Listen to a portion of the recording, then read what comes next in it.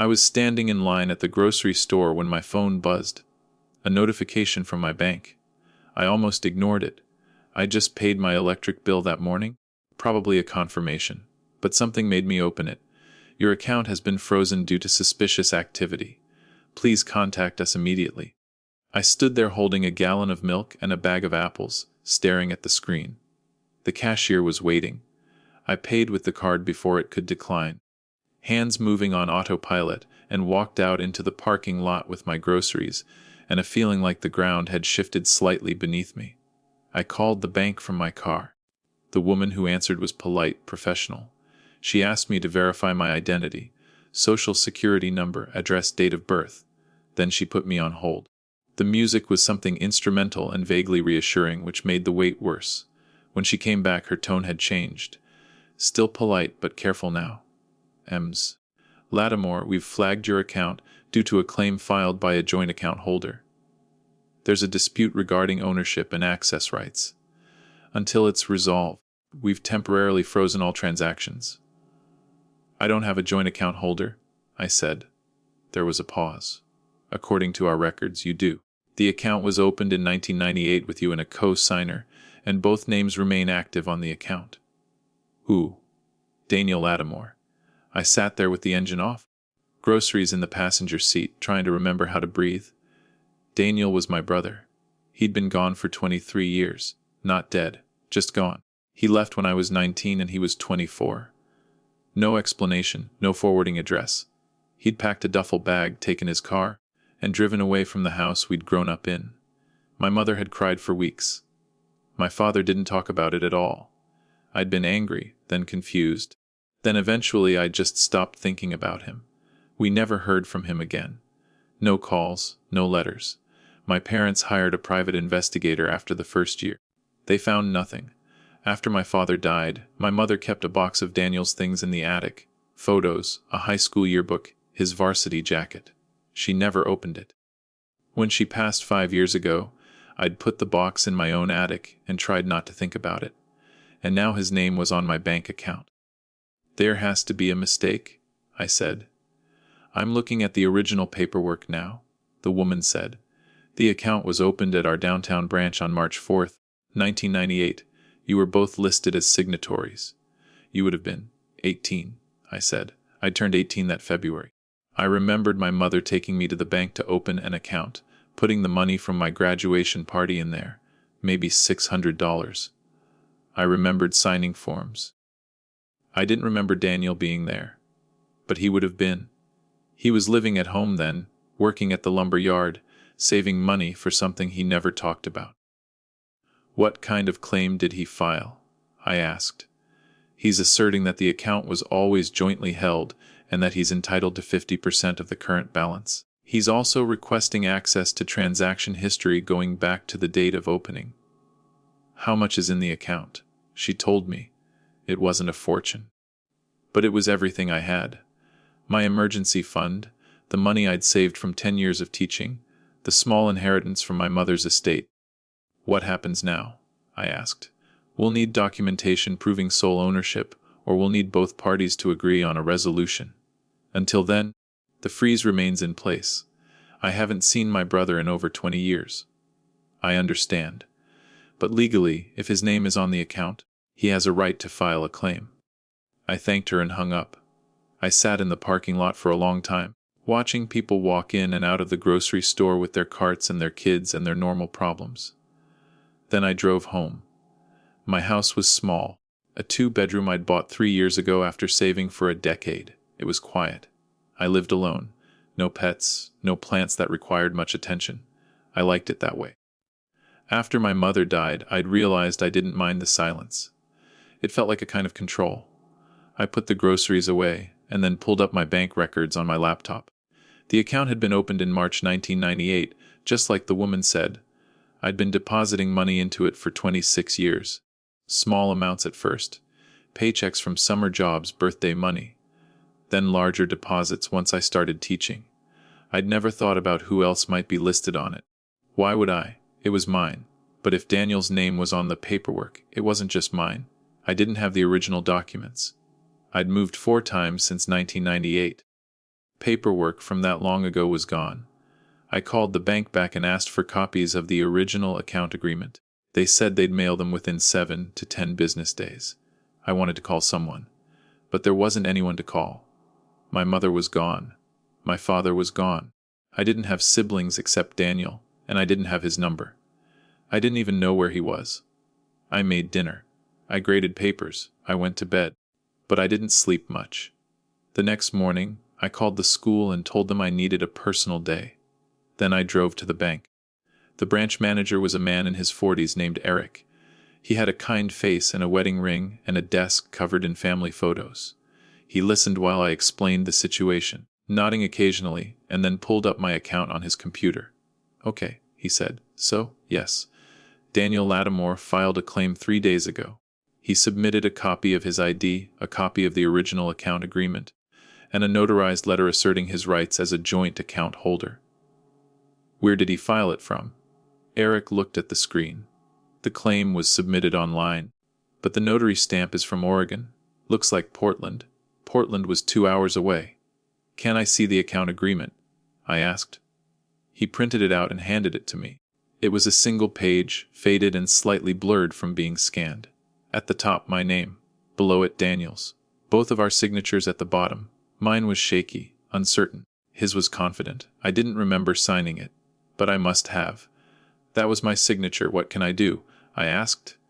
"You can file a counterclaim," Eric said. "Provide evidence that you've been the sole user of the account for the duration of its existence. Bank statements, tax records. Anything showing that he hasn't accessed or contributed to the account since it was opened." "And then what?" "Then it goes to our legal department. They'll review both claims and make a determination. If they can't resolve it, you'd have to take it to court." "How long does that take?" "Weeks. Maybe months." I folded the paper and put it in my bag. "Thank you." Eric looked at me with something like sympathy. "For what it's worth, this happens more than you'd think.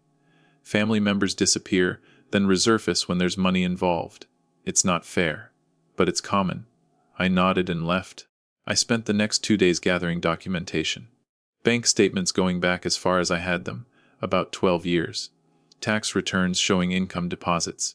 Utility bills proving I'd been the only one living at my address.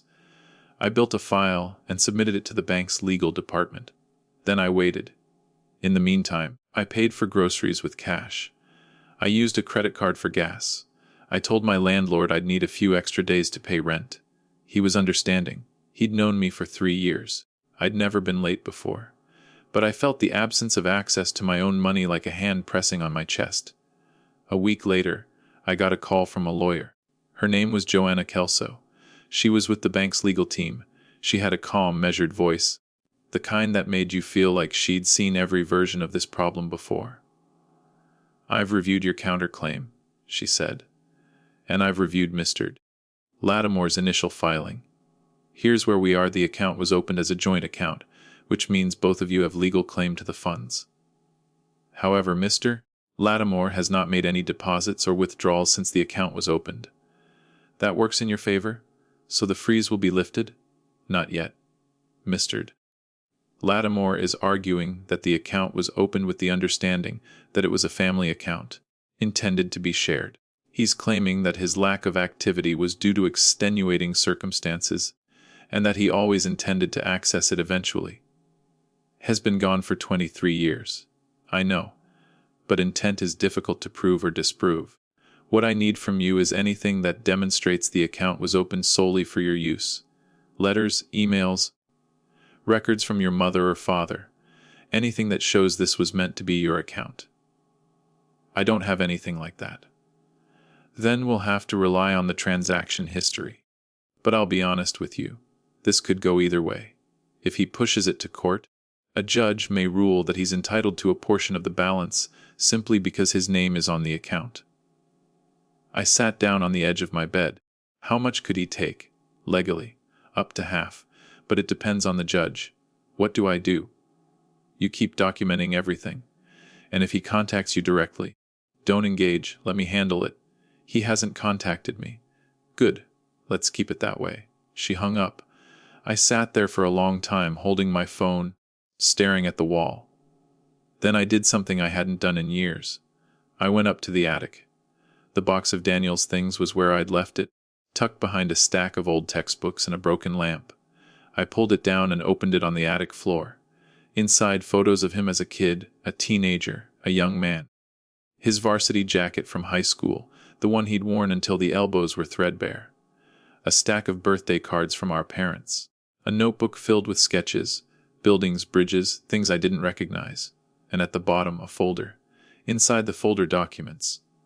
A copy of his birth certificate, his social security card, and a bank statement from 1998. It was for the account.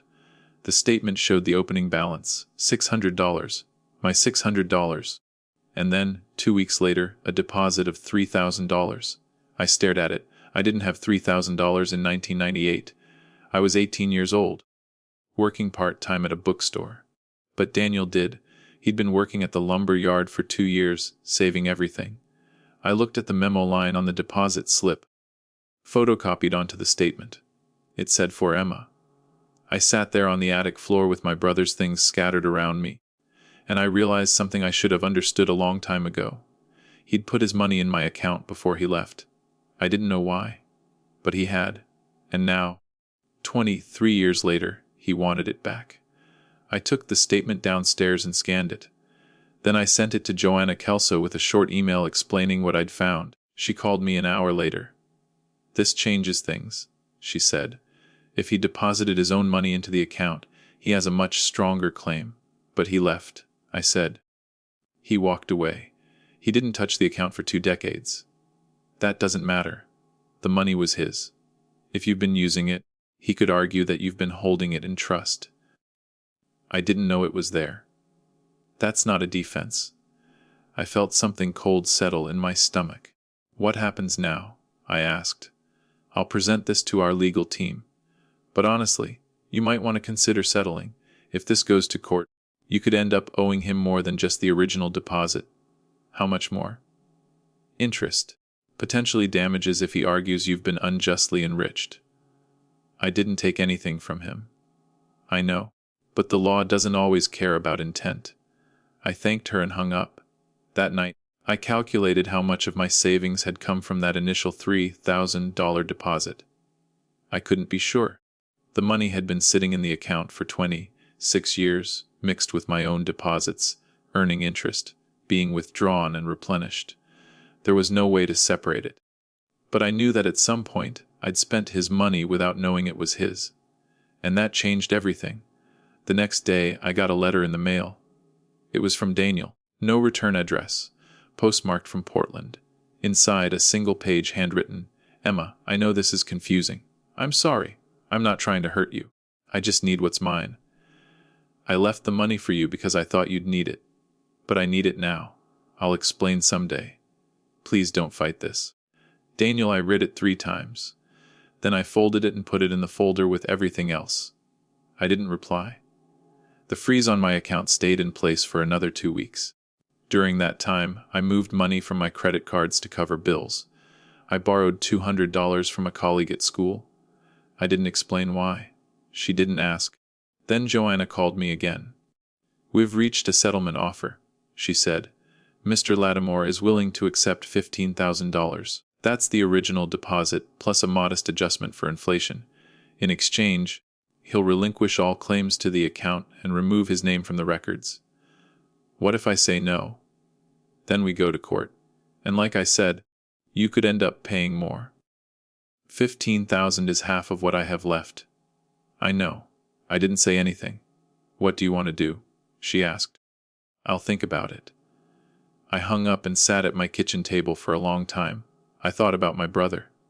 I thought about the day he left, how he'd stood in the driveway with his duffel bag and looked at me like he was memorizing my face. I thought about my mother crying in the kitchen, my father's silence, the way our family had folded in on itself after he was gone. I thought about the money, $3,000 left for me before he disappeared, for Emma. And I thought about the fact that he'd waited 23 years to ask for it back. I called Joanna. "I'll settle," I said. "Are you sure?" "Yes." "Okay, I'll draft the agreement." The paperwork took another week. When it was finalized, the bank transferred $15,000 to an account Daniel had set up in Portland. His name was removed from my account. The freeze was lifted. I had $22,000 left. It felt like nothing and everything at the same time. I didn't hear from Daniel again. For months, I thought about him constantly. I wondered where he was, what he was doing, why he'd needed the money so badly that he'd come back after all this time. I wondered if he thought about me, if he regretted leaving, if he knew what it had cost. Then slowly, I stopped wondering. I paid off my credit cards. I rebuilt my savings. I kept teaching. Life went back to normal. But it wasn't the same. I started noticing things I hadn't before. The way people held on to grudges or money or control. The way families broke quietly, over years, until one day someone was just gone.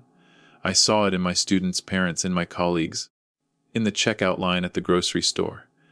People disappeared all the time, and they came back when they needed something. A year after the settlement, I got a postcard. No signature, postmarked from Seattle. On the front, a photo of the Space Needle. On the back, 2 sentences. "Thank you. I hope you're okay." I kept it for a week. Then I threw it away. I didn't need it. I didn't need an explanation or an apology or a reunion. What I needed was to understand that some people leave, and that's their choice.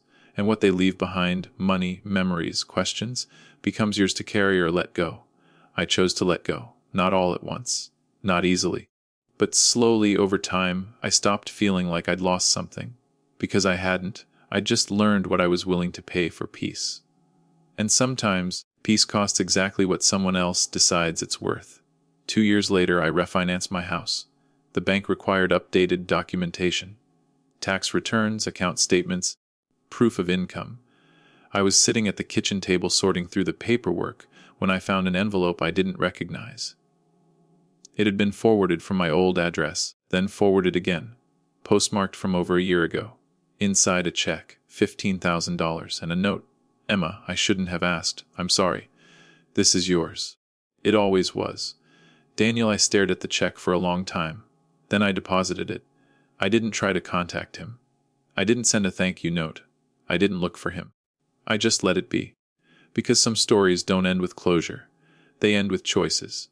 And understanding, and the quiet acknowledgement that people are complicated, and family is messy, and sometimes the only thing you can do is decide what you're willing to live with.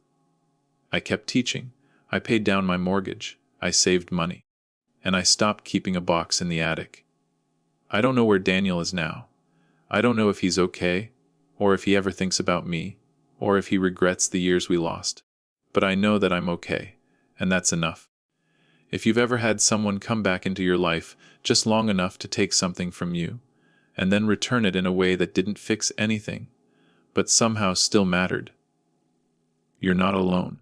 Some people leave marks, not scars, and some debts get paid in ways you never expected.